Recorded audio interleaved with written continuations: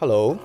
So actually today during the character education time with my students, something interesting was shared. In fact, after sharing this, I felt quite motivated myself, right? So it is really about this concept called the uh, Kintsugi, right? Kintsugi.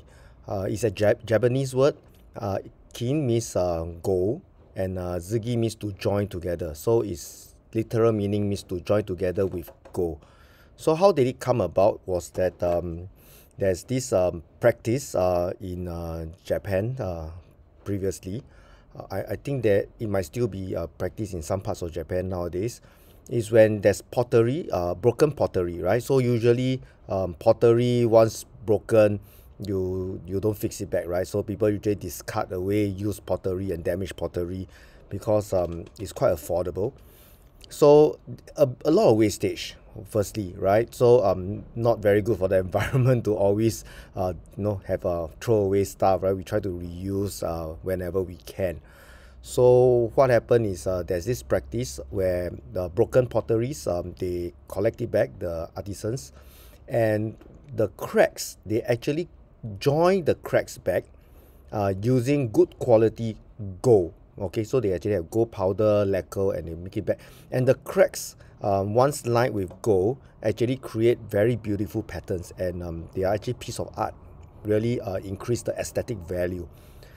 So what how it goes is that there's this story about a Buddhist priest previously quite well respected, and there's this quite well-to-do official who like to invite this priest to to the house and to learn from and to listen to. So what happened is this official actually has a very nice chinaware, pottery, porcelain, and so on, and he tried very hard to impress this priest because he wanted to be in favor, right, of such a wise and reverend teacher. So he invited the priest, and after what happened was the priest was not actually impressed at all by all the riches that he demonstrated. So he was showing all the treasures that he has actually collected, through his effort and hard work. But the priest was not impressed. In fact, he was more interested in the garden, the nature, and so on. So after the priest left, this official actually got quite frustrated, and he actually break one of his porcelain, right? Break, or is it pottery? Yeah, pottery. Okay, so he actually broke it, and after that he regretted. So he actually collect the pieces back and got his workers to actually join it back using this technique, this Kintsugi technique, and line up with gold. So after he did that, so when the Buddhist priest actually came back for another visit sometime later, he saw this and he exclaimed, right? He said, "Finally, I see something that is magnificent." So what is his point here?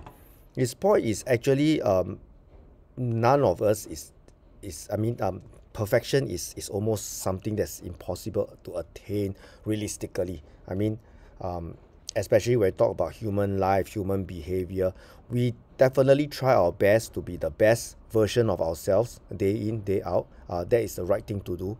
However, we need to acknowledge the fact that everyone has flaws, strengths, weaknesses. And what the lesson learned here is that when we recognize our flaws, when our weaknesses, or even our failures and our mistakes, like the cracks, broken, hiding it, avoiding it is not actually the right thing to do. What we are trying to encourage here is to look at these shortcomings and to actually turn it into something positive, right? So all the cracks, it really breaks the porcelain, but at the same time, embracing these cracks, embracing our failures, and trying to make value out of it, to learn something from it, to make it into our source of strength and motivation and inspiration for future successes. It will increase the value, our inherent value, and that is the goal that is within us, that we actually join together all our unsuccessful attempts in whatever endeavor we are in, and make our life, enrich our life so great, so make it so much greater. I think this is really a very, very apt story because society, as we progress, people get more specialized.